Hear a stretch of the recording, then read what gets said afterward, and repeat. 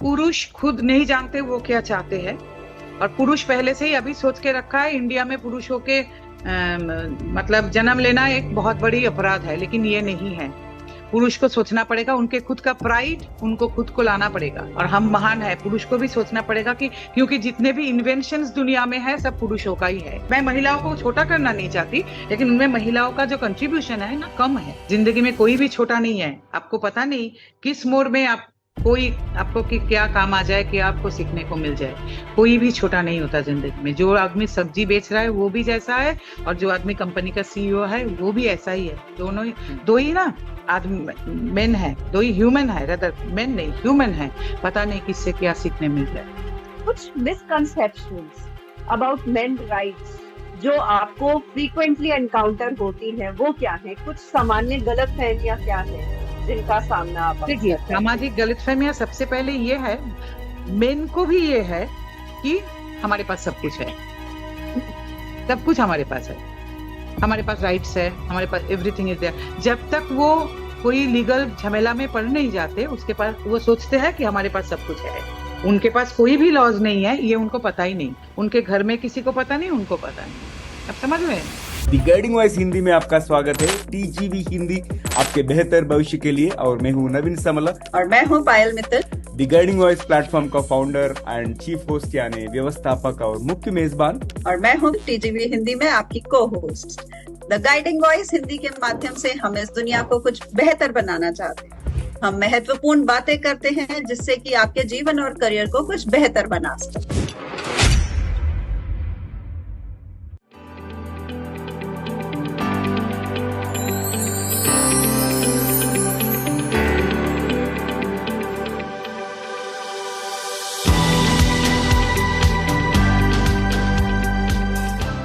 तो दोस्तों, आज हमारे टीजीवी हिंदी वर्चुअल स्टूडियो में हमारे साथ जुड़ी हुई है नंदिनी भट्टाचार्य जी, और आज एक महत्वपूर्ण टॉपिक बात करने वाले हैं।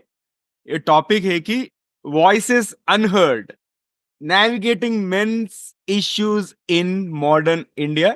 You heard it right. हम हमेशा विमेन्स इश्यू के बारे में डिस्कस करना देखते हैं, but there is one person who is fighting for men's issues. So आज का टॉपिक आवाजें अनसुनी, आधुनिक भारत में पुरुषों के मुद्दों को नेविगेट करना। ये टॉपिक के बारे में बात करने से पहले अपनी मेहमान नंदिनी जी के दिमाग में चलिए थोड़ी गुदगुदी करेंगे। तो नंदिनी जी, हम कुछ यादृच्छिक शब्दों का उल्लेख करेंगे और आपके दिमाग में जो आता है उसे साझा करना चाहिए। आप ज्यादा मत सोचना। तैयार है क्या आप? Hello, I'm Steve Ahern, one of the judges of the Asia Podcast Awards. I'm interrupting this episode to let you know that you're listening to an award-winning podcast. This podcast won its category in the 2024 Podcast Awards, so you know you're listening to quality. Enjoy your listening experience and congratulations to the team who created this award-winning podcast for you. पहला शब्द मेरे तरफ से भविष्य, future. एक mains commission India में, पुरुषों के लिए एक आयोग चाहिए, बस, और कुछ नहीं। पहले सबसे पहले ये चाहिए।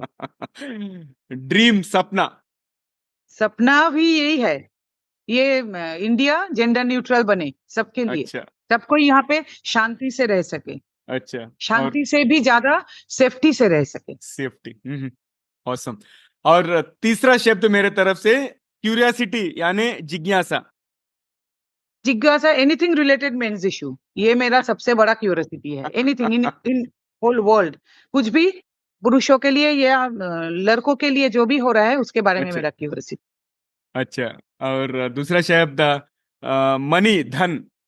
Money is nothing if you can not use it. आप अगर इसका सही उपयोग ना करे, मनी का कोई मतलब नहीं है। अच्छा। मनी को आपका सही उपयोग करना चाहिए, कोई अच्छी काम के लिए इसको लगाना चाहिए। मनी अगर आपके लिए खुद के लिए सिर्फ हो तो इसका कोई मतलब नहीं, सबके लिए होना चाहिए। राइट। आखिरी शब्द मेरे तरफ से लाइफ, जिंदगी। मतलब जिंदगी, you have to be positive. हर वक्त आपको पॉजिटिव रहना चाहिए, सब कुछ पॉजिटिव। और अगर आपकी जिंदगी में कोई नेगेटिविटी आ रहा है तो आपको सबसे पहले सोचना चाहिए इससे हम क्या पॉजिटिव निकल सकते हैं अपने लिए। Amazing amazing. और अब मेरी बारी है आपसे कुछ शब्द पूछने की। मेरा पहला शब्द आपकी तरफ आ रहा है इन्वेंशन, आविष्कार।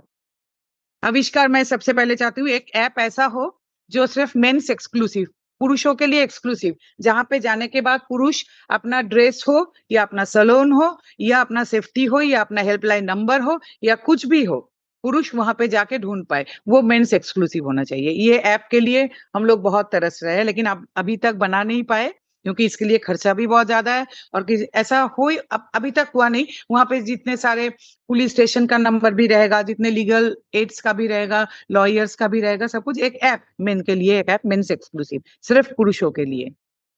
ये आपने जो कहा ये आज की जरूरत लगती है और निश्चित रूप से हम इसमें जरूर सफल होंगे। और अगला शब्द आपके लिए है एलियंस। वो उसके बारे में ज्यादा नहीं, वहां पे भी पुरुषों का झमेला ही होता होगा डेफिनेटली, क्योंकि स्वर्ग में भी झमेला है पुरुषों को, स्वर्ग में भी बहुत झमेला है।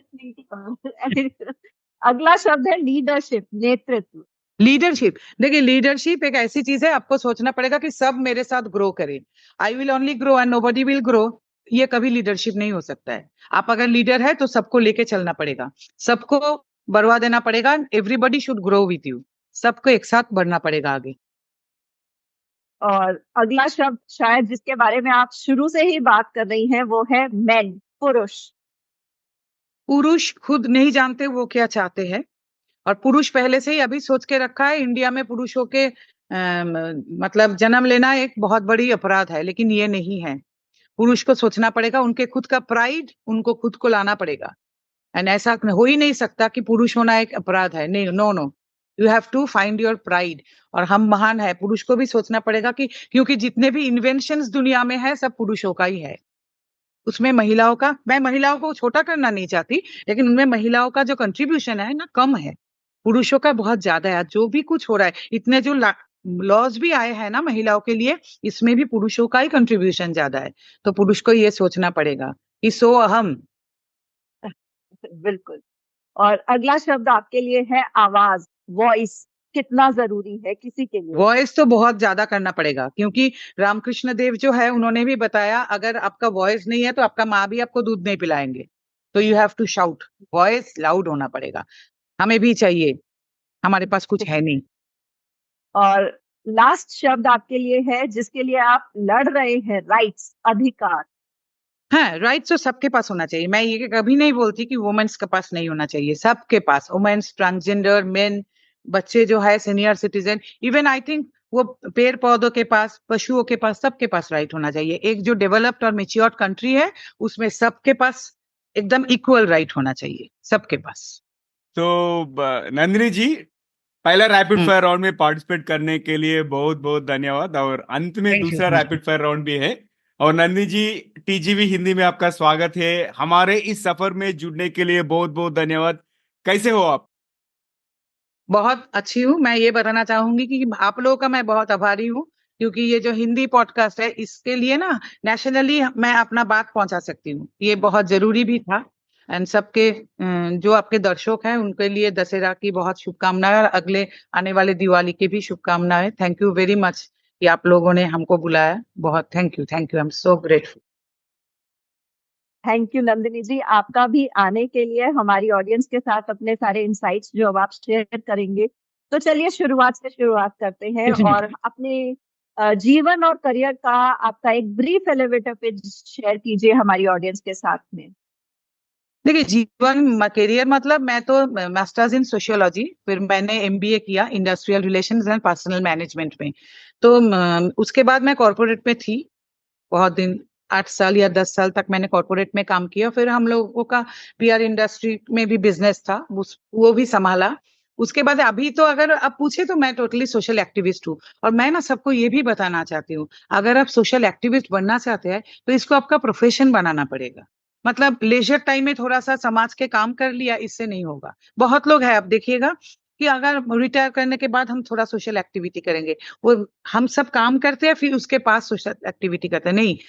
मुझे लगता है इस देश में ना सोशल एक्टिविटी के ऊपर भी कोर्सेज होना चाहिए, जो कि पढ़ेगा उसमें जो भी वो सीखेगा कि कैसे ऑर्गेनाइज्ड हुए, तो you have to do a social activity. वो भी Right. बहुत बड़ी काम है।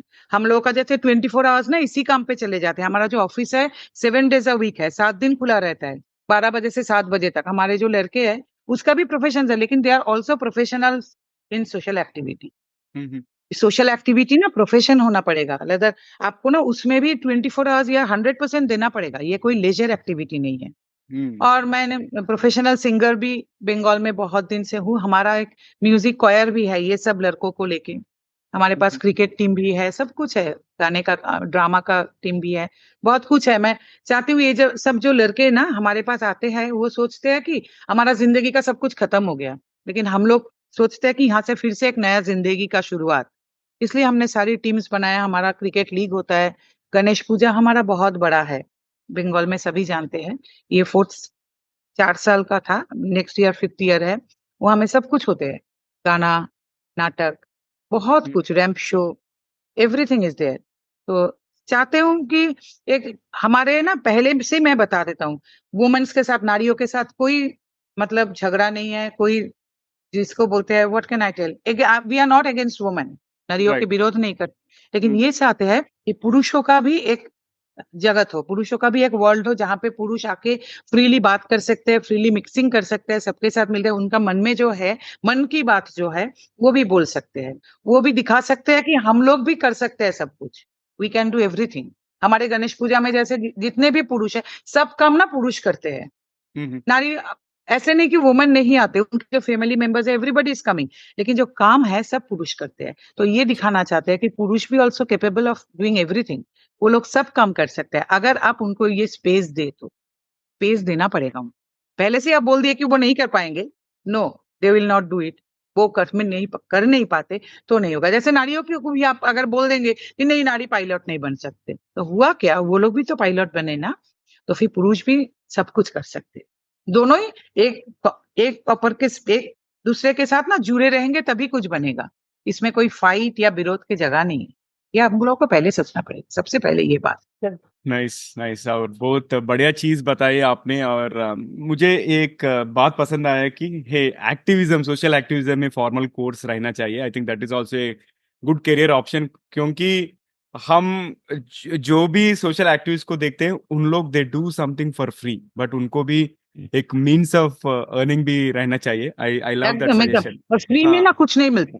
फ्री में एग्जैक्टली अगर कुछ भी एग्जैक्टली। मिलेगा ना, आप उनका दुरुपयोग करना शुरू करेंगे, मिसयूज होगा हाँ, उसका। सही है, कुछ भी दुनिया में कुछ भी फ्री नहीं है। सही, देखिएगा, जो चीज हम लोग को फ्री मिल रहा है ना, we are misusing that. Correct, तो ये भी सोचना पड़ेगा कि सोशल एक्टिविज्म भी एक प्रोफेशन, वहां से भी आपका अर्निंग हो सकता है। राइट, मिसयूज होता है इसलिए ना, ज्यादातर एनजीओ को लोग ना सोचते हैं कि वो एनजीओ है, वो पैसा मार के चला जाएगा। नहीं, अगर इसको आप ठीक से चैनलाइज करेंगे ना, तभी ऐसा होगा कि वो भी एक कॉर्पोरेट टाइप का ही है। अच्छा, इस समाज को रिफॉर्म करना भी तो हमारा ही काम है ना। सोशल सही है, एक्टिविस्ट वो करेंगे, हर वक्त उनको भी जरूरत है। Right, right. और नंदी जी, आपका गाइडिंग वॉइस कौन है, का मार्गदर्शक आवाज कौन है, like who is your guiding voice? मेरा जो डैडी पिताजी थे, वो अच्छा, बंगाल के एक बड़े आदमी थे। पिताजी से तो बहुत इन्फ्लुएंस्ड हूँ। My husband is also, I am also very influenced by him. मेरा जो ससुर जी है, उन्होंने भी बहुत मतलब इस काम में भी बहुत सपोर्ट दिया। सभी मेरे जिंदगी में बहुत लोग हैं जो अभी जो हमारे ऑल बंगाल मेंस फोरम कितने मेंबर्स है ना, वो भी कभी कभी बहुत मार्गदर्शक बन जाते हैं। उनके पास से इतने केसेस आ रहे हैं ना, तो इस काम में बहुत सपोर्ट मिल रहा है। लेकिन राइट, सभी से इन्फ्लुएंस हूँ। मम्मी का भी बहुत है इम्प्रेशन जिंदगी में, हम्म, और कुछ चीजों में, बहुत सारे चीजों में। इम- और कभी कभी ऐसा नहीं कि आपके फैमिली मेंबर से इंप्रेशन मिलेंगे। अच्छा, कभी हाँ, कभी बहुत, जैसे जिसको कभी देखा ही नहीं, जैसी आप पकड़िए कि रतन टाटा। आप देखिए, आज वो चले गए, लेकिन बार बार लोग एक ही बात बोल रहे हैं। ऐसे नहीं बोल रहे कि एक इंडस्ट्रियलिस्ट चले गए, एक रिच अच्छा मैन चले गए। इंसान, हर आदमी ये बता रहा है कि अच्छे आदमी चले गए। यहाँ से भी सीखने का राइट, है ना। एवरीबडी इज टेलिंग कि एक व्हाट कैन आई टेल, एक noble man has passed away, एक करेक्ट, अच्छे आदमी चले गए जो कि इंडिया के लिए बहुत कुछ किए हैं। यहाँ से भी बहुत कुछ सीखने का है, क्योंकि फिर क्यों मार्गदर्शक नहीं हमारे, है ना। राइट, बहुत लोग ऐसे भी हैं। आप कैलाश सत्यार्थी जी को भी देखिए, ऐसे बहुत लोग हैं जो हमारे मार्गदर्शक है। पर जब हम चल रहे हैं ना राह पे, तो बहुत लोग ऐसे मिल जाते हैं कि मार्गदर्शक है। हर वक्त ये नहीं कि जिंदगी में फैमिली के मेंबर्स ही होंगे, वो भी है। बहुत लोग रास्ते में भी मिल रहा है कि जो लोग बहुत अच्छे काम कर रहे हैं। इसमें बहुत लेडी वुमेन भी है जो कि बहुत अच्छे काम कर रहे हैं, उनको देख के हम सीख रहे हैं। आपने जो ये बात कही ना कि मार्गदर्शक कोई भी हो सकता है, इट इज ऑल अबाउट कि हम किसको फॉलो करते हैं और हम कौन सी गाइडिंग वॉइस को पकड़ते हैं। बहुत ही अच्छी बात कही नंदिनी जी आपने। और हर सफर में कुछ चीजें सीखने को मिलती हैं। तो हम आपसे ये जानना चाहेंगे कि आपकी ऐसी कौन सी 3 चीजें हैं जिस वजह से आपको लगता है कि आप आज यहाँ पहुंच सके, जो आप कर पा रहे हैं वो आप कर पाए आज की डेट। ये तो हमने सबसे पहले सीखा कि गुस्सा थूक देना चाहिए। गुस्सा अगर आपके पास है तो कोई काम नहीं कर पाएंगे। If you are angry with anything, correct correct. आपको ना बहुत काम कंपोज्ड होना पड़ेगा। जैसे गीता की बानी है ना, सुखेषु निरुद्विग्नमना दुखेषु सुखेषु विगतो स्पृहा दुखेषु निरुद्विग्नमना। आपको ऐसा होना पड़ेगा, very calm and composed. Anything can happen. हमारे पास इतने केसेस आते हैं, आप सोच भी नहीं पाएंगे। लेकिन अगर वो सारे काम एक केसेस में हम उलझा जाए, ये क्या हो गया, वो क्या होगा, ऐसे हम बहुत काम एंड कंपोज्ड है कि ठीक है, आया है, देखते हैं क्या किया जाए। कुछ तो हर चीज का ना प्रॉब्लम नहीं, सॉल्यूशन ढूंढना चाहिए। और अगर आप ऐसे खो दिया ना, मन के संतुलन खो गया ना, तो आप कुछ काम नहीं कर पाएंगे। You have to be very positive everything. अगर हम अभी सोचे कि यार इंडिया में तो कुछ नहीं होगा मेन के लिए, कभी भी मेंस कमीशन नहीं बनेगा, कभी भी लॉज नहीं चेंज होंगे, तो हम ये लड़ाई कैसे कर पाएंगे। We have to be very positive, हर वक्त पॉजिटिव रहना पड़ेगा। और सब जो भी आपके साथ काम कर रहा है, जो भी आपकी जिंदगी में है, सबका ना सम्मान करना पड़ेगा। सबको सम्मान देना पड़ेगा। अगर सम्मान दोगे ना, तभी सम्मान मिलेगा। जिंदगी में कोई भी छोटा नहीं है। आपको पता नहीं किस मोड़ में आपको कि क्या काम आ जाए, कि आपको सीखने को मिल जाए।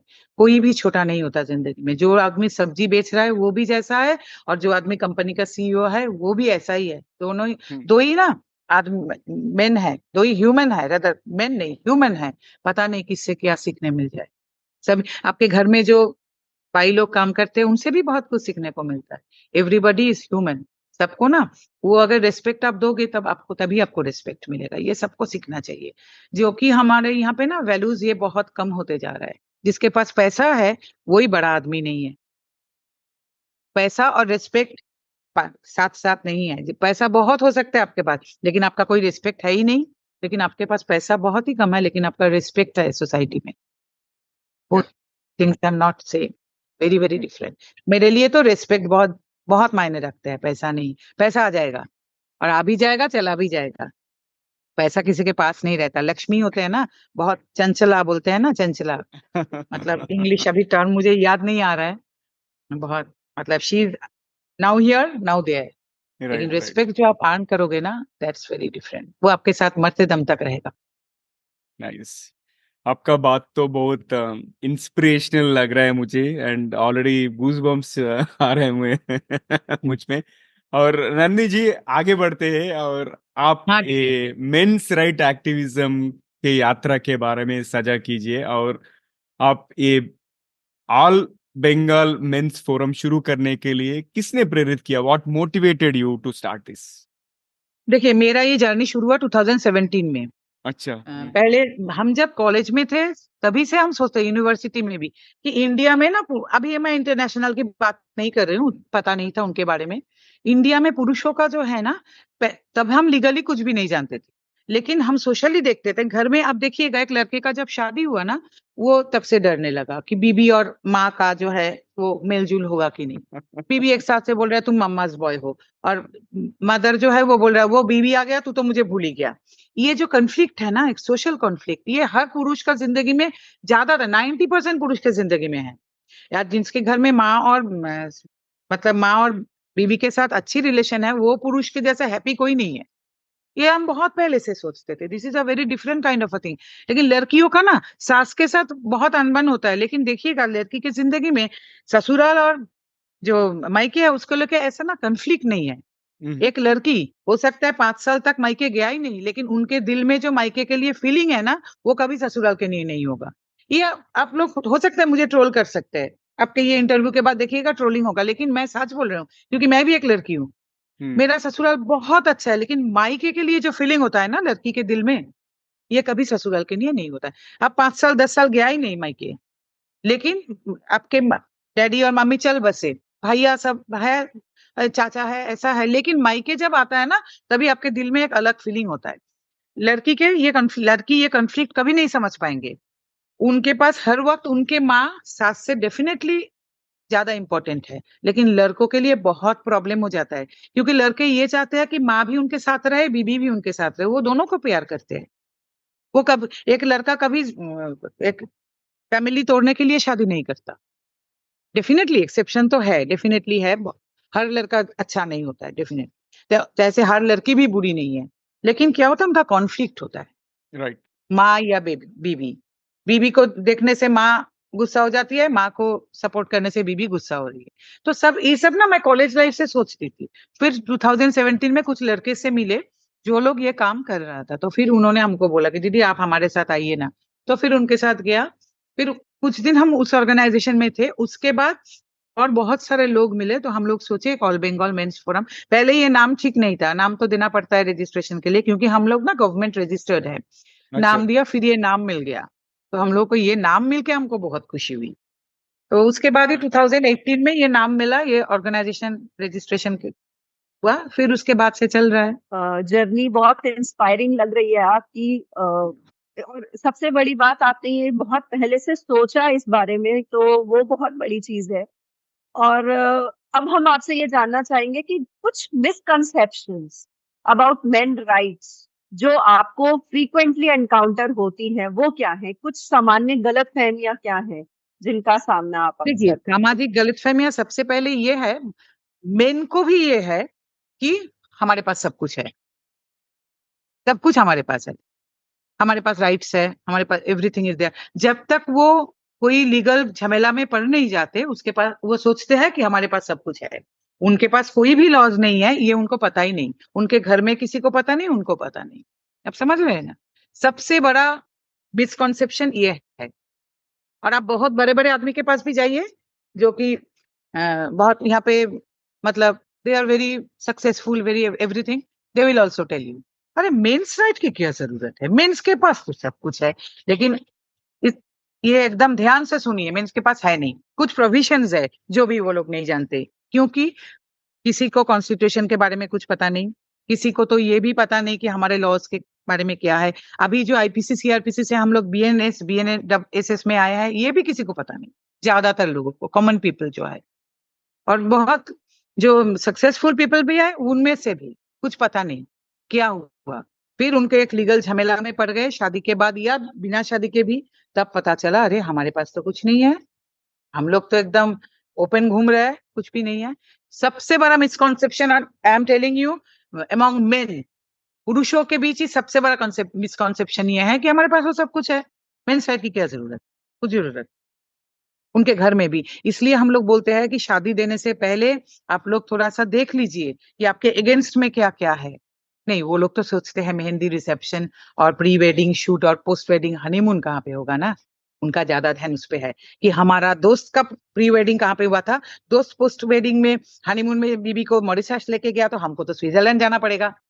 वो नहीं सोचते ये स्विट्जरलैंड हो सकता है पर्सनल लोन लेके गया, हमारे पास ऐसा है, लेकिन वो नहीं सोचते, वो बेंचमार्क क्या कर रहा है कि स्विट्जरलैंड लेके जा सकते हैं। कल अगर 2 साल बाद आपका अगर डिवोर्स हो रहा है, डिवोर्स का केस आ गया, फिर मेंटेनेंस के जब हो रहा है ना केस, बीबी आप क्या बोल रहे हैं पता है जज को, सर वो तो मुझे स्विट्जरलैंड लेके गए थे, तो उसके पास तो इतना पैसा है, तो फिर इतना मेंटेनेंस क्यों नहीं देंगे।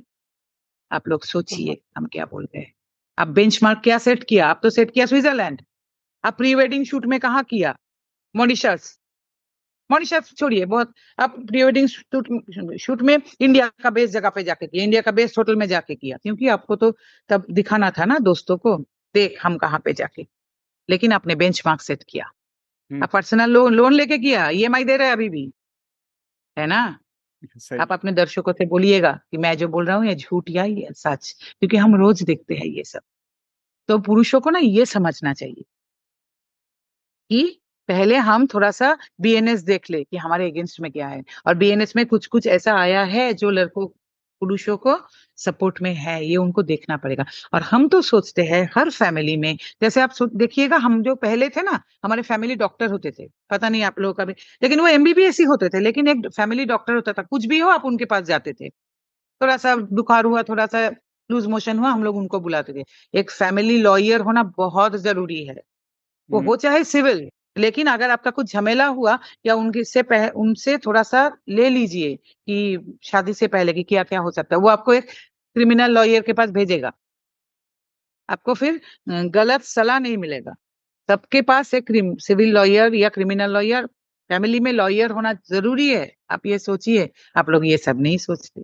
आप तो सोचते कितना बड़ा रिसेप्शन होगा, संगीत होगा, क्या होगा क्या नहीं होगा, सबके साथ जो कंपटीशन करना है ना, यही तो सबसे बड़ा प्रॉब्लम। और ये पुरुषों में भी है बहुत ज्यादा, ऐसा नहीं कि लड़कियों में है। राइट। मैं जो बात बोलती हूँ ना, ऐसा नहीं है कि मैं हर वक्त पुरुषों के पक्ष में ही बोलता हूँ, नहीं नहीं, ऐसा नहीं है। राइट। और बीएनएस क्या है, आप थोड़ा इलाबोरेट कीजिए। देखिए, पहले जो आईपीसी था, इंडियन पेनल कोड, अभी हुआ है भारतीय न्याय संहिता। और क्या हुआ, नंबर चेंज हो गया। जैसे पहले 498 था, अभी वो 85 86 में आते हैं। जैसे हम लोग पहले 144 बोलते थे ना, ये मैं नॉर्मल प्रोसीजर के लिए बोल रहा हूँ, तो वो अभी क्या हो गया, अभी तो वो चेंज हो गया। ठीक है, ये सब चेंज होते होते जा रहा है, तो अभी वो 163 हो गया। ठीक है, ये सब नंबर्स चेंज हुए, लेकिन चीज एक ही है। थोड़ा थोड़ा इधर उधर करके पुरुषों के लिए थोड़ा सा हुआ है, लेकिन खराब भी बहुत चीज हुई है। एक जो BNS 69 है, वो बहुत ही खराब चीज है। जब हम लोग थोड़ा और आगे बढ़ेंगे तो हम बताएंगे वो क्या है। BNS थोड़ा सा देखिए आप लोग, वो हैंडी है, वो नेट में मिलता है। BNSS है जो CRPC था, वो है अभी BNSS, भारतीय न्याय साक्ष्य संहिता। देखिए ये सब थोड़ा सा देखिए, ये जानना जरूरी है हमारे लिए। और नंदिनी जी, आज के समाज में पुरुषों के सामने आने वाली चुनौतियों के बारे में थोड़ा इलाबोरेट कीजिए, और जिस पर जो भी ये चैलेंजेस अननोटिस होता है ना, जिस पर अक्सर ध्यान नहीं दिया जाता, उसके बारे में बता दीजिए। देखिए, पहले एक है जो शादीशुदा पुरुष है, उनके लिए तो ये जो पहले मैं 498A बोल रहा हूँ, सबको सुविधा होगा समझने में। जो 498A है, डोमेस्टिक वायलेंस है। उसके बाद आता है मेंटेनेंस, और एक बहुत बड़ा चीज यहाँ पे है जो कि है ना, चाइल्ड कस्टडी। आपका बच्चा हो गया, लेकिन आपकी बीवी बच्चे को लेके चले गए, देखने नहीं दे रहा। ठीक है, ये एक बहुत बड़ा चीज है। ये यहाँ पे नहीं, दुनिया का है पेरेंटल एलिनेशन। ये दुनिया में बहुत बड़ा प्रॉब्लम है। ठीक है, इसके लिए बहुत चाइल्ड राइट्स मूवमेंट भी चल रहा है, सारी दुनिया को लेके बहुत बड़ा चल रहा है। ये एक बहुत बड़ा प्रॉब्लम है शादीशुदा जो है उनके लिए। और उनके लिए एक बड़ा प्रॉब्लम आता है क्या, जब बीवी जो है उनकी चले गए, फिर उनके जो पिताजी है, उनके जो भाई है, उसके ऊपर कभी कभी ना वो रेप केस लगा देते हैं, कभी कभी जो मोलेस्टेशन का केस लगा देते हैं। ये बहुत वो, एक बात समझिए, जो आप हस्बैंड है उनके ऊपर ये केस लगाना मुश्किल है, ये तो होता नहीं है क्योंकि वो हस्बैंड है। लेकिन ये ससुर जो है, जो देवर जो है, उनके ऊपर, देवर क्यों, आपका जो ननद जो होते हैं ना, ननद के हस्बैंड के ऊपर भी ये सब होता है। अमेरिका में है, उनके ऊपर लगा दिया। और ऐसे सास के ऊपर भी होता है, ननद के ऊपर भी होता है। सब बहुत दूर में आके बोलता है, दीदी हम लोग तो रहते ही नहीं है, तो क्या हुआ, रहते नहीं है तो क्या हुआ। वो ना एक जैसे बना हुआ एक ये होता है पहले से ही। उसके ऊपर उन्होंने देखा ही नहीं किस पे साइन किया, उनका लॉयर बोला, उन्होंने साइन कर दिया। वो लड़की जो होती है वो देखा नहीं, उनके पास कोई बच्चा नहीं है, लेकिन उसमें लिखा हुआ है क्या पता है, बच्चे को किडनैप किया, लड़की ने साइन कर दिया, पढ़ा ही नहीं। ऐसा भी हुआ है। वहां पे जैसे डर लग रहा आपको मैं बताऊं, रेंट एग्रीमेंट होता है ना, रेंट एग्रीमेंट में फर्स्ट पेज चेंज होता है और लास्ट पेज चेंज होता है कि आपका नाम क्या है, आपका पिता का नाम क्या है, आपका एड्रेस क्या है, और लास्ट में विटनेस का नाम होता है। ये 2 पेज चेंज होता है, बीच में तो सारे कुछ एक ही है ना। यहाँ पे भी सेम ही केस हो रहा है। और लड़कियों को भी हम बताते हैं कि अगर आप करना भी चाहते हैं, आप थोड़ा पढ़िए, क्योंकि ये जो मिस इन्फॉर्मेशन आपने दिया है ना, इसके लिए आप प्रॉब्लम में होंगे। आपका बच्चा है ही नहीं, आपने साइन कर दिया, बच्चे को किडनैप किया, दिस इज नॉट डन यार। ऐसे बहुत शादीशुदा जो है पुरुष, उनके पास ये सब प्रॉब्लम है। जो शादीशुदा पुरुष है नहीं, उनके पास एक बहुत बड़ा चीज है, कॉर्पोरेट में सेक्सुअल हैरेसमेंट। पॉश में क्या होता है, तो फिर वो लोग हमें बताते हैं कि पॉश के अंदर क्या होता है, आपका अगर कोई कंप्लेन है, आपको 3 महीने के अंदर जमा करना पड़ेगा। लेकिन वो लोग कभी 6 महीने के बाद उनका मन में लगा कि अभी करना चाहिए, 9 महीने के बाद, 1 साल के बाद, लेकिन ऐसा होता नहीं है। और अगर पॉश है तो सबके लिए होना चाहिए, क्योंकि बहुत सारे ऐसे मेल एम्प्लॉयज है जो भी ऑफिस में बहुत इल ट्रीटेड होते हैं। और मेरे ख्याल में तो सेक्सुअल हैरेसमेंट ही क्यों, अगर आपका बॉस आपको सबके सामने 2-4 एब्यूसिव बातें कर दी तो वो हैरेसमेंट नहीं है, तो ये सेक्सुअल हैरेसमेंट नहीं होना चाहिए था, ये POH होना चाहिए था, है ना, प्रिवेंशन ऑफ हैरेसमेंट। अगर आप एक लड़की भी है, अगर आपका कोई फीमेल बॉस आपका बेटा बहुत बीमार है, आप छुट्टी मांगते हैं, छुट्टी नहीं मिला आपको, आपको 2-4 एब्यूसिव बातें बोल दी, तो ये हैरेसमेंट नहीं है? फिर लड़की का तो वो सेक्सुअल हैरेसमेंट नहीं हुआ, लेकिन वो जाएगी कहाँ? है ना? और मेल बॉस भी लड़कियों को एब्यूसिव बातें बोलते हैं। कुछ दिन पहले आपने देखा था, वो बैंक का जो एम्प्लॉई है, उन्होंने किया था एक बॉस। तो फिर आप लोग जाएंगे क्या? आप लोगों ने तो उसको सेक्सुअल हैरेसमेंट में बांध दिया, तो और कोई भी हैरेसमेंट के लिए आप कहीं नहीं जा पाएंगे। तो it should be POH and it should be gender neutral, तभी ये ठीक होता। तो लड़कों को और भी होता है, वो बोलते हैं ना, शादी को शादी मतलब क्या होता है, शादी का प्रॉमिस करके शादी नहीं किया, जो अभी BNS 69 में है। आज के दुनिया में नवीन जी, जो एक रिलेशनशिप अगर 6 महीना टिक गया तो बहुत ज्यादा है, तो बोल रहे हैं शादी का प्रॉमिस करके शादी नहीं किया और हमारे साथ फिजिकल रिलेशन कर लिया। तो आज के दिन में ये कोई मायने रखता है क्या? आज के दिन में तो रिलेशनशिप आज हो रहा है, कल टूट रहा है। तो दिस इज नॉट डन। और लड़कियां ये सब बहुत ज्यादा करती है। आपके साथ रिलेशन हुआ प्यार का, फिर एक US से एक रिश्ता आ गया, मेरा डैडी ने बोला तुम तो अभी तक तुम्हारा तो कुछ हुआ नहीं, नौकरी वोकरी मिला नहीं, तो हम ना वहां पे शादी कर लेते हैं। तो फिर इनके लिए तो होगा नहीं, लड़कों के लिए क्यों ऐसा है? लड़कियां भी तो फिजिकल रिलेशन में जाती है, तो फिर जेंडर न्यूट्रल करो, तो भी जा सकते नहीं। Only here we are only thinking of women, they are victims, they are not predators. क्यों नारी ऑलवेज क्यों विक्टिम होगा? वो भी तो प्रीडेटर हो सकती है। तो फिर कहाँ वुमेन एम्पावरमेंट हुआ? अगर दे आर एम्पावर्ड तो वो भी तो प्रीडेटर हो सकती है, पुरुष विक्टिम हो सकती है। लेकिन हम लोग यहाँ कभी सोचते ही नहीं है। हमारे इंडिया में सुनिए, कान खोल के सुन लीजिए, बॉयज चाइल्ड का सेक्सुअल अब्यूज 53% है और पुरुषों का रेप है 18%। लेकिन हमारे रेप जो है लॉ, वहां पे कभी विक्टिम तो वुमेन ही है, विक्टिम का भी मेन हुआ। लेकिन ये रेप ऐसा नहीं है कि वुमेन से ही हो रहा है, बहुत मेन से मेन का भी रेप होता है। लेकिन वो तो आपने उठा ही दिया 377, वहां उस जगह तो रखा ही नहीं आपने। ये हॉस्टल में जो रैगिंग हो रहा है वहां पे, लास्ट ईयर आपको पता होगा कलकत्ता में JU में एक लड़का जो मर गया, उनका तो रेप ही हुआ था। हाँ, उनका 17 ईयर था इसलिए पॉक्सो हो पाया। लेकिन बहुत सारे लड़कों का तो ऐसा होता है हॉस्टल में, और पुरुष ही करते हैं, तो फिर उनका तो कहीं जाने का जगह ही आपने नहीं छोड़ा, उठा दिया आपने वो क्लॉज। क्यों? आपने हर वक्त वुमेन को विक्टिम बोल रहे हैं, इधर बोल रहे हैं एम्पावर्ड वुमेन, वो लोग ही देश बनाएगा। अरे जो प्रीडेटर ही नहीं बन सका कुछ चीजों में, तो वो देश कैसे बनाए? तो फिर आपको करना चाहिए था हर चीज जेंडर न्यूट्रल। क्योंकि बहुत ऐसे, आप देखिएगा ये पॉडकास्ट होने के बाद बहुत ऐसे पुरुष है जिनका डोमेस्टिक वायलेंस हो रहा है, जिनके ऊपर टॉर्चर हो रहा है, तो फिर वो लोग कहाँ जाए? डोमेस्टिक वायलेंस में भी आप यही किया, लड़कों का कोई जगह ही नहीं छोड़ा। होल वर्ल्ड में डोमेस्टिक वायलेंस में पुरुष कहीं पे है नहीं, क्यों नहीं है डोमेस्टिक? अगर आप एक मेंस कमीशन बनाए और वहां पे पुरुष जाने लगे, कौन बोल सकता है? NCRB में जो डेटा मिलेगा वहां पे आप देखिएगा कि ज्यादा डोमेस्टिक वायलेंस पुरुषों के ऊपर है। और यहाँ पे क्या हो रहा है, पुरुष का जो माँ है, जो बहन है, वो लोग भी तो इसमें शामिल हो रहा है। लेकिन वो अगर NCW जाएगा या कोई भी वुमेन्स कमीशन जाएगा, उनका कोई कंप्लेन दिया नहीं जाता। They are not thinking about them. Police station में जाओ, उनका कंप्लेन दिया नहीं जाता। कोर्ट में भी कुछ सुनने से पहले ही उनको बोल रहा है कि दे आर culprits. क्यों? they are also women, so they are not getting that advantage. Why? सब कुछ सोचना पड़ेगा। ऐसे ना आप एक साइड में अगर सोचोगे तो कुछ देख नहीं पाओगे, सब कुछ सोचना पड़ेगा। They are also women, but where they will go, कहाँ पे जाएंगे वो लोग? वुमेन्स कमीशन में तो आप लोग उसको कुछ यही नहीं करते, ट्रीट ही नहीं करते वुमेन बोल के। क्यों? वो एक मेन के रिलेटिव है, इसलिए दिस इज नॉट डन। ये ठीक नहीं है। मैम यहाँ पर ना मैं आपसे एक छोटा सा एग्जाम्पल, अगर आप उस पर थोड़ा सा हमारे को इंसाइट दे पाए अपना। हमारे बहुत एक अच्छे क्रिकेटर है शिखर धवन, एंड अगर आप उनका जो केस हुआ है, इट इज समवेयर वो विक्टिम दिखते हैं पूरे केस में, जहाँ पर उनकी मैरिज हुई and now the lady, the जो उनकी जो वाइफ है वो उनको छोड़ के चली गई and everything it all happened. तो क्या लर्निंग मिलती है इस वाले केस में? नहीं, यहाँ पे तो आप देखिए मोहम्मद सामी का भी सेम ही केस, बंगाल में जो क्रिकेटर मोहम्मद सामी, सभी का। उन लोगों को भी थोड़ा सा सोचना चाहिए शादी करने से पहले उनका, क्योंकि उनके पास तो ह्यूज पैसे होते हैं। सब लोग, वो लोग ना बहुत सॉफ्ट टारगेट होते हैं, जिनके पास ह्यूज पैसे है वो बहुत सॉफ्ट टारगेट, क्योंकि शादी होने से बाद ही वो सब लोग कुछ क्लेम कर सकते हैं। इसलिए हम लोग का भी ना लड़कों को भी ये बोल रहे हैं कि शादी होने के बाद जो नॉमिनीज वॉमिनीज जो पहले, हो सकता है कि नॉमिनी पहले आपका माँ था, वो ना चेंज मत कीजिए।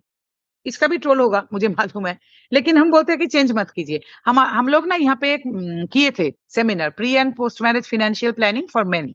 वहाँ पे बहुत बैंकर्स आए थे, बहुत जो इन्वेस्टमेंट में काम करते हैं वो लोग आए थे लेक्चर देने के लिए। वो लोग खुल के बता के गए कि बैंक में जो लड़कों का नॉमिनीज है वो 95% है उनका वाइफ, और जो लड़कियों का नॉमिनीज है 95 से ज्यादा % है उनका पिताजी, उनका भाई या माँ। तो आप सोचिए, लड़की, मैं कुछ खराब नहीं बोलती हूँ इसको, लेकिन लड़कियां ना लड़कों से ज्यादा इंटेलिजेंट है। वो लोग बहुत पहले चले गए हैं। लड़कों ना अभी तक वो पुराने वाले वैल्यूज लेके बैठे हैं। वो शादी के बाद ही नॉमिनी चेंज करके बीवी को कर देती है। तब तो समझ में नहीं आता, एक बार शादी हो जाने के बाद सब कुछ का अपना क्लेम लग जाता है ना। और ये जो बड़े बड़े क्रिकेटर्स, फिल्म स्टार्स, बहुत सारे जो है ना, उनका तो और ज्यादा प्रॉब्लम है। ये बहुत बड़े बड़े इंडस्ट्रियल हाउस का जो लड़केज है उनके तो ज्यादा प्रॉब्लम है, उनके पास बहुत पैसे हैं। इंडिया में बहुत सारे वुमेन ऐसे हैं जिनको कुछ नहीं मिला, इतने लॉ होने के बाद, इतने प्रोजेक्ट होने के बाद भी, जो अभी तक उसी अंधेरे में है, उनके बारे में कोई नहीं सोचता। आप लोगों ने एक फिल्म देखा होगा लापता लेडीज, उनमें जो हाँ। लड़की थी ना वो खुद के विलेज का नाम नहीं जानते हैं, ऐसे लड़की यहाँ पे अभी भी है, लेकिन उनके बारे में कोई नहीं सोचता। एक what can I tell, cream of women, they are taking everything and they are misusing everything like anything.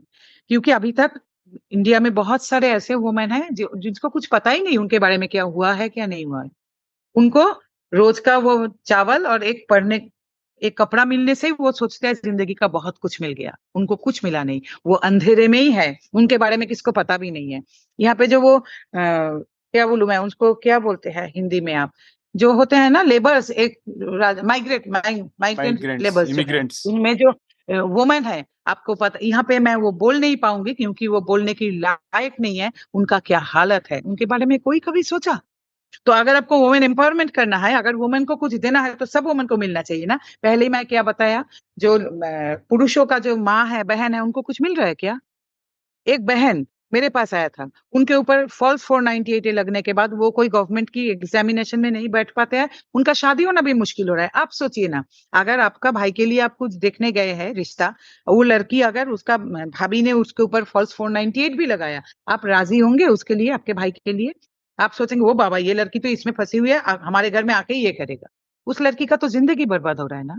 तो यही हम बोल रहे हैं कि एक क्रीम ऑफ सोसाइटी ऑफ वो, एक क्रीम ऑफ वुमेन सब कुछ लेके जा रहा है, बाकी वुमेन जिस अंधेरे में था उसी अंधेरे में है। ये हम लोग को सोचना चाहिए। ये हमारा जो लॉ मेकर्स है, ये हमारे जो पार्लियामेंट में है, सुप्रीम कोर्ट में है, सबको सोचना चाहिए कि अगर एम्पावर होना है तो सभी वुमेन को करना पड़ेगा। मेन को छोड़ दीजिए, वो हम लोग समझ लेंगे, लेकिन अगर वुमेन को करना है तो सबको एम्पावर कीजिए। किसी एक बहुत बड़ा जो चंक है उस वुमेन को कुछ नहीं मिला, और एक इतना सा छोटा सा वुमेन का चंक है जो सब लेके मिसयूज कर रहा है। This is not done. और मतलब सुनने में ही इतना अजीब लग रहा है आपसे सारी बातें आज, मतलब इतनी खुल के आप बता रहे हैं, तो निश्चित रूप से बहुत सारी चीजों पे काम करना जरूरी है और आगे वुमेन के लिए भी होना अभी बहुत कुछ करना है, वुमेन को भी बहुत कुछ करना है। कुछ लॉ करने से और प्रोजेक्ट करने से कोई काम नहीं होता। मेन के पास तो खैर छोड़िए, कुछ है ही नहीं, लेकिन वुमेन के लिए भी कुछ हुआ ही नहीं। ठीक। 70% वुमेन और उसी अंधेरे में है अभी तक। हमारे यहाँ पे कितना रेप केस पेंडिंग है, आपको मालूम है? वो सब घूम रहा है बेल लेके, जो लोग रेप किए थे, और लड़की का जिंदगी बर्बाद। क्यों? क्योंकि हमारे जुडिशियरी को बदल होना चाहिए। रेप का ऐसा क्यों होगा? 3 महीने में सब कुछ होना चाहिए ना। ये डिवोर्स केस, अब 15 साल से आपका डिवोर्स केस चल रहा है, अब भी आपका हस्बैंड का फेस भूल गया, आपका हस्बैंड भी आपका फेस भूल गए, कभी कभार कोर्ट में आपका मुलाकात होता है, दोनों का जिंदगी बर्बाद ना। कौन दोषी इसमें मैं नहीं बोलती है, लेकिन दोनों का जिंदगी तो बर्बाद हुआ। अगर डिवोर्स मतलब क्या आप दोनों साथ में नहीं रह सकते? तय हो गया ना, you don't want to live with each other, तो फिर ठीक है, 90 डेज में करो ना, 3 महीने 6 महीने खत्म करो, तो फिर दोनों ही अलग अलग जगह पे हो सकता है शादी करके दोनों सुखी रहेगा। नो, हम लोग लिंगर करेंगे, बीच में से पैसा खा रहा है लॉयर्स, और उनका भी ये प्रोफेशन है, वो फीस तो लेगा ही। सोचना पड़ेगा, बहुत कुछ सोचने का, लेकिन हम लोग सोच नहीं रहे क्योंकि सब अपने अपने फायदे देख रहे हैं। दोनों आदमी, एक लड़का एक लड़की का जिंदगी बर्बाद। शुरू हुआ था हो सकता है 25 साल में, खत्म हुआ जाके 50, जब उनका 45 ईयर्स है, खत्म हो गया सब कुछ ना। अभी चंद्रचूड़ जी, अभी हमारे जो सुप्रीम कोर्ट के जो है चंद्रचूड़ जी उन्होंने ये बताया सेम चीज। राइट। और दिसंबर में जाने से पहले अगर इसको थोड़ा चेंज करें, हम लोग बहुत आभारी होंगे उनके ये काम करने के लिए। जो हम आए ना 7 साल में इतना कुछ देखा, तो सबसे पहले सोचते हैं हमारे जुडिशियरी का बिल्कुल चेंज होना चाहिए, बिल्कुल। Right. तो नंदिनी जी आगे बढ़ते हैं और हम जानना चाहेंगे कि पुरुष आयोग पहल जैसे आपके जो अभियान हैं उन पर कॉमन पब्लिक जो हमारी जनरल जनता है कि उसकी क्या प्रतिक्रिया होती है? आप वो बहुत चाहते हैं। इसमें से मैं आपको एक बताऊं, दिस इज वेरी सरप्राइजिंग, जो वुमेन है वो ज्यादा चाहते हैं। हम लोगों ने, अगर आप चाहते हैं तो मैं आपको एक भेज भी सकती हूँ, एक हमारा छोटा सा डॉक्यूमेंट्री हम लोग बनाए थे। लड़कियों लोग ज्यादा चाहते हैं जो वुमेन है, क्योंकि किसी के पास बेटा है, किसी का भाई है, किसी का हस्बैंड है, किसी का पिताजी है, बहुत चाहते हैं वुमेन कि पुरुष आयोग बने। वो बोल रहे हैं कि सबके पास अगर आयोग है तो पुरुष आयोग भी क्यों नहीं बनेगा। और कॉमन पीपल तो चाहते ही है। पुरुष आयोग के लिए किसी को प्रॉब्लम नहीं है, सब बोल रहे हैं कि पुरुष आयोग बने, क्योंकि ये अभी नीड ऑफ द आवर, अभी होना चाहिए पुरुष आयोग। क्योंकि सबके पास, अब देखिए ना, अभी जो बीएनएस में आया है कि अगर आप किसी पशु पक्षी को भी कुछ हार्म करे ना, तो आपके ऊपर ये लॉ लगेगा। तो फिर पुरुष क्या उनसे भी खराब है? पुरुष आयोग तो होना चाहिए definitely, need of the hour. Okay. Law बहुत वो चीज है, लॉ के लिए आपको बहुत कुछ करना पड़ेगा, 15 स्टेट से वो मान्यता लेना पड़ेगा, वो थोड़ा सा कॉम्प्लिकेटेड है। लेकिन पुरुष आयोग करने के लिए तो ये सब कुछ नहीं। और लॉ तो तभी बनेगा ना जब आपके पास डेटा होगा, स्टेटिस्टिक्स होगा। पुरुष आयोग होने के बाद ही तो ये आपको मिल सकता है, तभी मिलेगा ना। लीगल फ्रेमवर्क इंडिया में कैसे संबोधित करता है पुरुषों के देखिए, संबंधित लीगल मुद्दों के बारे फ्रेमवर्क में? जो है इंडिया में, वो तो पुरुषों के लिए कुछ है नहीं उसमें ज्यादा, लेकिन प्रोविजंस है थोड़ा थोड़ा। अगर आप थोड़ा सा इंटेलिजेंटली चल सकते हो तो आपको थोड़ा थोड़ा प्रोविजंस मिल सकता है। लेकिन पुरुषों का क्या है, वो जब तक कोई केस नहीं बन जाता, जब तक कुछ नहीं हो जाता, तब तक कुछ नहीं करते। लेकिन अभी बंगाल में क्या हुआ है, मैं आपके बंगाल स्पेसिफिक ये बता रहा हूँ। हम लोग 7 साल से बहुत लड़ रहे हैं यहाँ पे। अभी कुछ हुआ है, जो कुछ है पुरुष जो पहले से ही हमारे पास आ रहा है कि दीदी लग रहा है अभी कुछ होगा इसमें के, तो उनको हम कैप दे पा रहे हैं कि आप ऐसे चलिए, आप ऐसे कीजिए। लेकिन पता नहीं सारे इंडिया में क्या एग्जैक्टली पिक्चर होगा। लेकिन हमारे यहाँ पे हम लोग 7 साल से इतना लड़ाई कर रहे हैं ना, हमारे जो लड़के लोग भी है बहुत लड़ रहे हैं। तो उससे थोड़ा सा बंगाल में ये तो हुआ है। वो अब अभी कोई कोई पेरेंट्स शादी से पहले भी आ रहा है कि लड़के का शादी है, तो हम लोग क्या पहले से थोड़ा सा क्या क्या कैप्स लेने से हम लोग का थोड़ा सा ठीक रहेगा। यहाँ पे बहुत कम, हो सकता है 5 या 6, लेकिन आ रहा है। और पुरुष थोड़ा सा अभी कुछ केस होने से पहले हमारे पास आते हैं कि दीदी अभी बहुत झमेला चल रहा है, 1-2 साल से लगता है अभी कोई केस हो जाएगा, तो आप लोग थोड़ा बताइए कि क्या क्या करने से हम सेफ रह सकते हैं। सेफ ज्यादा नहीं रहते, लेकिन मैं भी एक बात बता दूं ये सारे पुरुष को इंडिया में, कि अगर आपके ऊपर 498 या डीवी लग गए हैं, इतना डरने की कोई बात नहीं है इसमें। आपको कुछ जेल नहीं हो जाएगा, आपको कोई पकड़ के नहीं ले जाएगा, आपका नौकरी भी नहीं चला जाएगा। ये थोड़ा सा आपको मतलब होगा थोड़ा सा झमेला, लेकिन ये भी आप लोग बहुत अच्छी तरह से डील कर सकते हैं। पहले से ही एकदम डर के मारे सब कुछ छोड़ गया, फैमिली का प्रेस्टीज चला गया। ठीक है, सबके घर में आजकल है, आपको पता नहीं, आपके कॉलीग जो बैठा है आपके पास, उनके घर में भी कुछ ऐसा हुआ है, आपको पता नहीं, उन्होंने बताया नहीं, जैसे आपने उनको बताया नहीं। डर मत, डरिए मत, मुकाबला कीजिए सीधा खड़ा होके कि मैंने अगर कुछ किया नहीं तो मैं डरूं क्यों?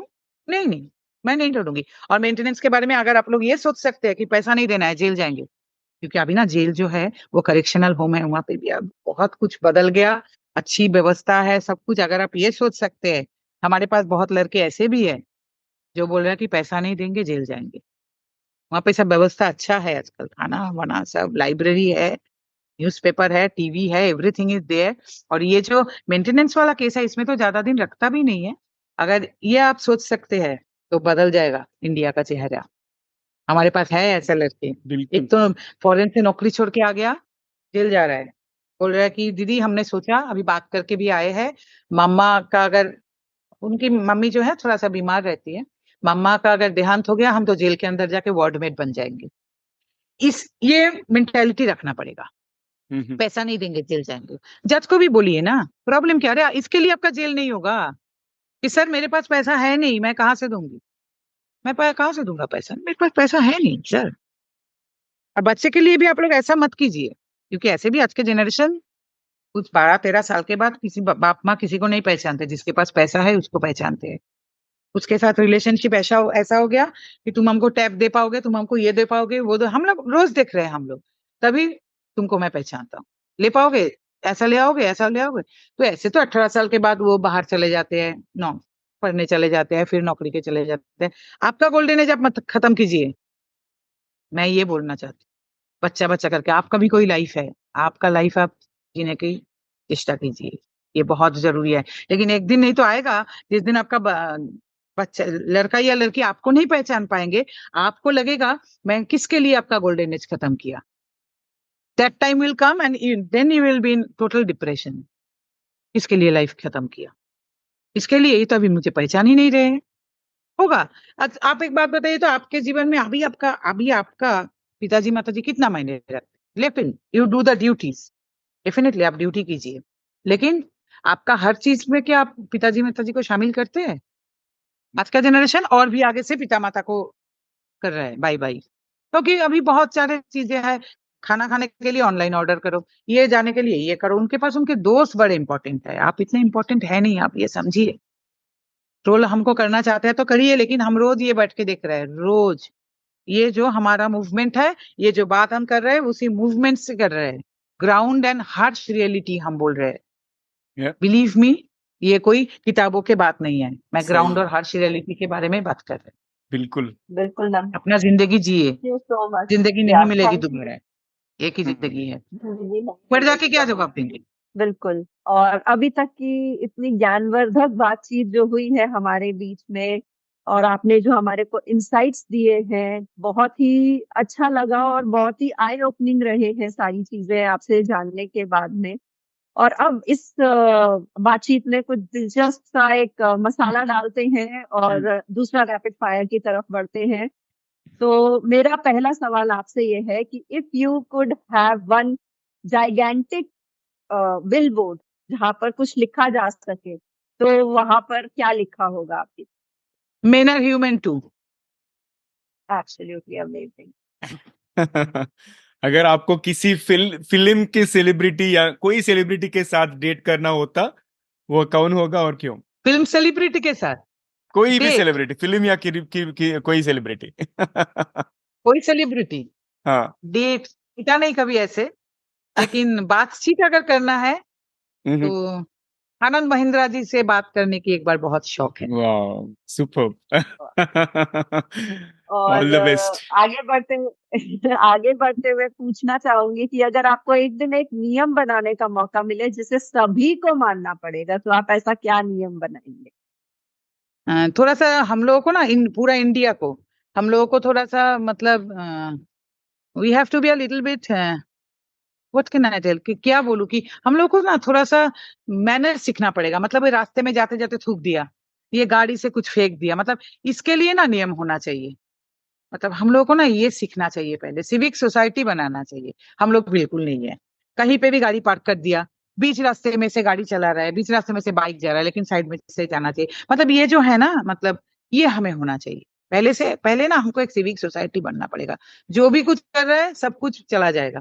मैं मानती हूँ इतना बड़ा जो हमारा पॉपुलेशन है, इसमें थोड़ा मुश्किल है, लेकिन सब मिलके अगर ट्राई करेंगे डेफिनेटली हो पाएगा। शायद मैं यहाँ पर ऐड करना चाहूंगी कि वन फॉर सेल्फ जो एक चीज होती है कि आप अपना देखिए, दूसरा अपना देख लेगा करके, अगर हम अपने भी बारे में सोचना शुरू करें और एक जना अपनी खुद की रिस्पॉन्सिबिलिटी लेकर के सब काम ठीक करे, तो अपने आप ही सोसाइटी बहुत एकदम, ये हम बोलते हैं ना, जो हमारे देखिए हमारे जो काउंसिलर्स है, एमएलएज है, एमपीज है, वो अगर अपने अपने जो जगह है उनका अगर ठीक से डेवलपमेंट करना शुरू करे, सारे देश का डेवलपमेंट हो जाएगा। कोई सोचा ही नहीं।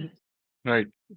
और नन्नी जी, दूसरा सवाल ये कि अगर आपको किसी फिल्म के रीमेक में हीरो या हीरोइन बनने का मौका मिले, तो आप कौन सी फिल्म करना चाहोगे और कौन से कैरेक्टर चुनेंगे आप? नहीं, ये सब, ये मुझे एकदम ऐसा लेकिन हम लोग इस बार ट्राई कर रहे हैं कि मेल सेंट्रिक फिल्म फेस्टिवल के, जो कभी इंडिया में अच्छा। हुआ नहीं, लेकिन मेल सेंट्रिक फिल्म बहुत है इंडिया में, हुआ नहीं। इस बार 19 नवंबर तो है ना इंटरनेशनल मेंस डे, उससे पहले हमारा एक ऐसा इच्छा है, लेकिन कभी सोचा नहीं फिल्म के बारे में कि फिल्म के हीरो हीरोइन बनेंगे।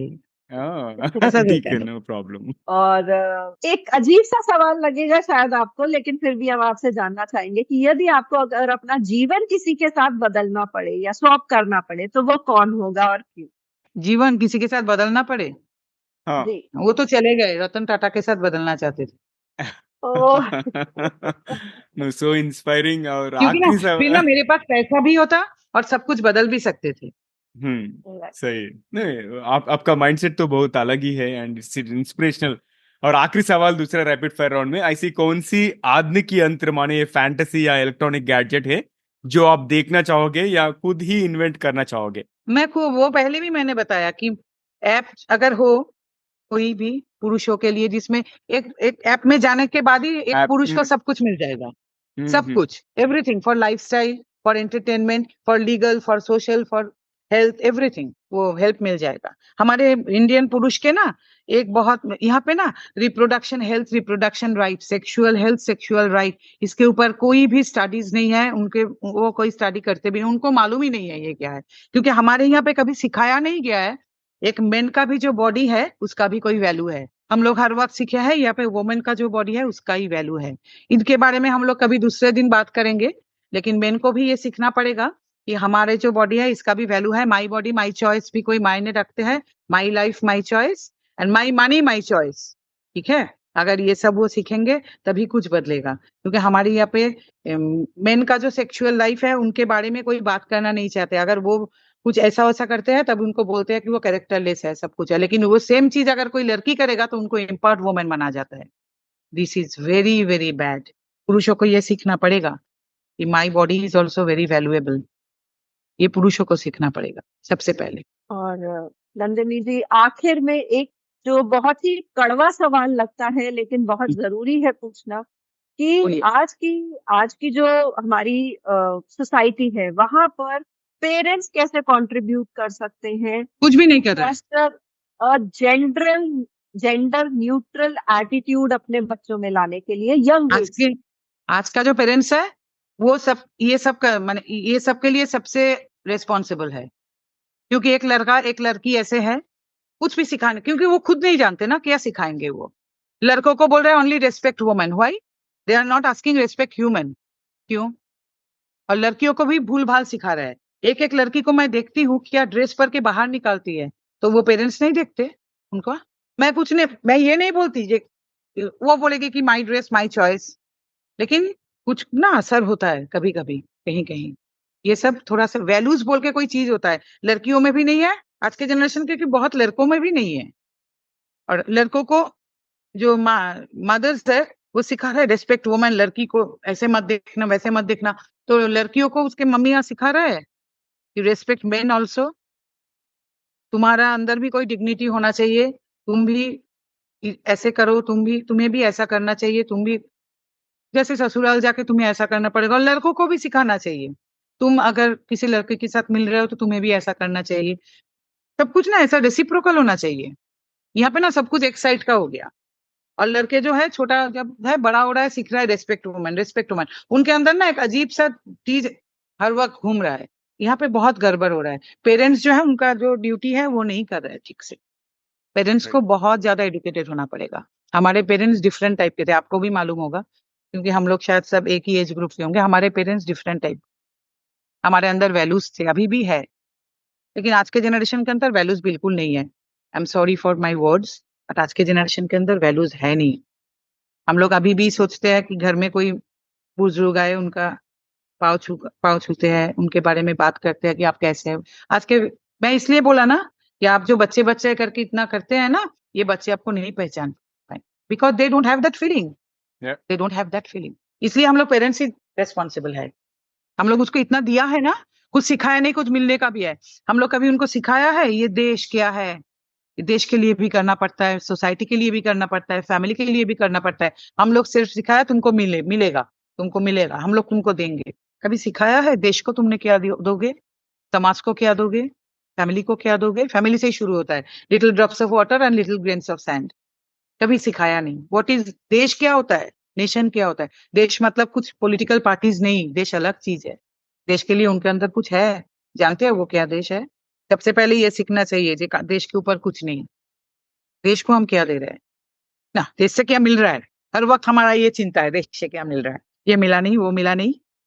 नंदिनी जी, आपके ना जो आंसर्स हैं वो एक कड़वी दवाई जैसा लग सकते हैं जरूर से हमारी ऑडियंस को, लेकिन आई एम वेरी श्योर अगर वो ये दवाई का एक डोज भी ले लेंगे तो निश्चित रूप से उनको सोचने पे मजबूर हो जाएंगे, और एक एक हमारी एक एक चैनलाइज जो फोकस्ड होना चाहिए हमको, कि हमको कैसा समाज बनाना है और हमको कैसा समाज चाहिए जहां पर हम सभी सेफ्टी से रह सके, उसमें जरूर एक सोचने की एक राह मिलेगी। आपकी जो बातें हैं, तो I am really thankful and impressed by every answer that you have shared with us. Thank you thank so you so much.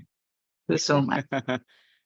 तो नन्नी जी, आज हमारे साथ जुड़ने के लिए बहुत बहुत धन्यवाद। और जैसे पायल ने बताया, ये तो बहुत ज्ञानवर्धक कॉन्वर्जेशन बातचीत हुए हैं। और आपको कैसे लगा टीजीवी हिंदी में आपका इंटरव्यू बहुत अच्छा एक्सपीरियंस? लगा, बहुत अच्छा लगा। मैंने पहले ही बताया ना, ये हिंदी एक पॉडकास्ट के लिए बहुत दिन से बहुत लोग हमें बोल रहे थे, लेकिन मौका नहीं अच्छा। मिल रहा था, तो हम्म। आज मिल गया। Thank you so much. और बहुत कुछ बता भी पाए, क्योंकि हम ना बंगाल के पुरुषों को तो बोलते ही रहते हैं, लेकिन इंडिया के पुरुषों को भी ना हम बोलना चाहते थे कि आप सही अपना है। प्राइड मत लूज कीजिए, प्राइड लेके राइट। चलिए, सर ऊंचा करके चलिए। आप लोगों ने कुछ ऐसा अपराध नहीं किए हैं, ठीक हम्म। है, लॉज नहीं है, देखते हैं क्या होगा, मेंस कमीशन होगा, लॉज बनेगा, वी विल ट्राई। अगर हम लोग यही सोचेंगे नहीं नहीं कुछ होगा ही नहीं, तब तो कुछ बनेगा ही नहीं, तो कुछ होगा राइट। नहीं। वी विल ट्राई एवरीथिंग, देखते हैं क्या परफेक्ट। होता है। परफेक्ट। और तो रुक जाना नहीं तू कहीं हार के, कांटों से चल के मिलेंगे राहे बहार की। और बहुत सारा एपिसोड्स करेंगे, इंग्लिश में भी, हिंदी हाँ, में भी। और हम जब बांग्ला में शुरू करते, बंगाल में पॉडकास्ट जब भी, तभी भी डेफिनेटली आप आपको बंगाल इनवाइट में करते आइए, डेफिनेटली। हैं। Definitely, thank you once again. Right. तो दोस्तों, ये था आज का हमारा एपिसोड नंदिनी भट्टाचार्य जी के साथ। और आखिरी के भाग से पहले आपसे एक विनती है, अगर आपने अब तक टीजीवी हिंदी चैनल को सब्सक्राइब नहीं किए तो अभी कर लीजिए। अगर आपको ये एपिसोड पसंद आए तो अपने 3 करीब के लोगों से भी शेयर कीजिए, शायद उन्हें भी इसे कोई फायदा हो या कोई टिप्पणी उन्हें भी पसंद आए। तो धन्यवाद। और अब आते हैं हमारे ट्रिविया सेगमेंट पे आज के एपिसोड में, और जिसमें हम कुछ ऐसी बातों को बताते हैं जो कि कम ज्ञात हैं। और सबसे पहले मैं बताना चाहूंगी कि भारत में महिलाओं के अधिकारों और सुरक्षा को संबोधित करने के लिए महत्वपूर्ण प्रगति करी है भारत में हमने, पर पुरुष भी घरेलू हिंसा, झूठे आरोपों और उत्पीड़न का शिकार होते हैं। पुरुष उत्पीड़न से जुड़ा सामाजिक कलंक अक्सर पुरुषों को ऐसी घटनाओं की रिपोर्ट करने से हतोत्साहित कर देता है। दे फील हेल्पलेस, और वो नहीं कुछ भी इस बारे में कर पाते हैं। और कानूनी प्रणाली में ऐसे प्रावधान हैं जो कभी कभी महिलाओं के पक्ष में ज्यादा होते हैं, जिससे पुरुषों के लिए न्याय मांगना बहुत चैलेंजिंग या चुनौतीपूर्ण हो सकता है। राष्ट्रीय अपराध रिकॉर्ड ब्यूरो NCRB के अनुसार बड़ी संख्या में पुरुषों को घरेलू हिंसा का शिकार बताया गया है, लेकिन कम रिपोर्टिंग के कारण वास्तविक आंकड़े अधिक हो सकते हैं, जो कि हमारी सोच के भी पार जा सकते हैं। तो ये सोचने का समय है। और मैं बताना चाहता हूँ कि दूसरे देश के बारे में, स्वीडन स्वीडन तो एक progressive stand on gender equality के बारे में बहुत महत्वपूर्ण है। और लैंगिक समानता पर अपने प्रगतिशील रूप के लिए जाना जाने वाला स्वीडन देश है। और पुरुष उत्पीड़न से संबंधित चुनौतियों का भी सामना करता है। इट इज क्लीशे लगता है कि ये स्वीडन में भी ऐसा चीज हो रहा है, मगर पुरुषों को महिलाओं से उत्पीड़न और हिंसा का अनुभव हो सकता है। और यौन उत्पीड़न और हमले के मामले में झूठे आरोपों की खबरें हैं। और पुरुषत्व और पीड़ित से जुड़े सामाजिक मानदंड कुछ पुरुषों को इन घटनाओं की रिपोर्ट करने से रोक सकते हैं, बिकॉज सोसाइटल नॉर्म्स जब which are revolving around masculinity and victimhood, right?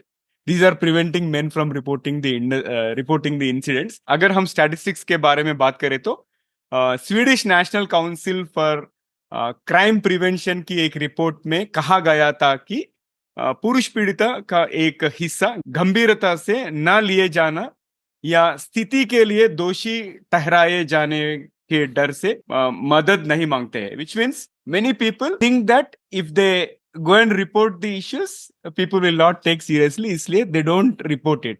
Right. So that is about Sweden. और हम ये दोनों देश पुरुष उत्पीड़न से जुड़ी जटिलताओं का दर्शाते हैं, और जहां सामाजिक दृष्टिकोण और कानूनी ढांचे पुरुषों की आगे आने और समर्थन मांगने की इच्छा को प्रभावित कर सकता है. Which means these are illustrating complexities surrounding male victimhood, है ना, नंदिनी जी ने बताए थे. I think everything is covered, and that is one of the reasons why not many people, many men are not coming out and openly complaining. तो ये था आज का सामान्य ज्ञान. और दोस्तों, अगर आपको कोई कंट्री के बारे में पता है जहां पे मेंस कमीशन अभी इम्प्लीमेंट हुआ है, नहीं तो कहीं पे भी मेंस राइट्स के बारे में बहुत सारा बेस्ट प्रैक्टिसेस है, उसके बारे में आप बता सकते हैं. अगर ये एपिसोड आप यूट्यूब में देख रहे हैं तो वहां पे कमेंट कर सकते हैं. नहीं तो ये एपिसोड अगर कई सोशल मीडिया प्लेटफॉर्म या ऑडियो प्लेटफॉर्म में मिले तो वहां पे भी आप कमेंट कर सकते हैं. तो दैट्स इट फॉर टुडे. यहीं पर समाप्त करते हैं आज का episode. Thank you for tuning in. TGV Hindi में ट्यून करने के लिए बहुत बहुत शुक्रिया. और अगर आपकी कोई प्रतिक्रिया, सजेशन, या अगर आप किसी को हमारे यहाँ मेहमान करके बुलाना चाहते हैं तो हमें जरूर ईमेल करिए. हमारा ईमेल एड्रेस है tgvhindi@gmail.com. मैं हूँ पायल मित्तल, आपकी हमसफर. यही उम्मीद है कि हमारी ये कोशिश लोगों की जिंदगी में कुछ अमूल्य बातें पहुंचा पाए. और अगली बार तक के लिए नमस्ते और धन्यवाद. सुनते रहिए, देखते रहिए टीजीवी हिंदी. टीजीवी हिंदी आपके बेहतर भविष्य के लिए. फिर अगले एपिसोड में दूसरे मेहमान के साथ मिलेंगे. तब तक के लिए धन्यवाद. Take care. Love you all. नमस्ते. नमस्ते. Thank you. बाय.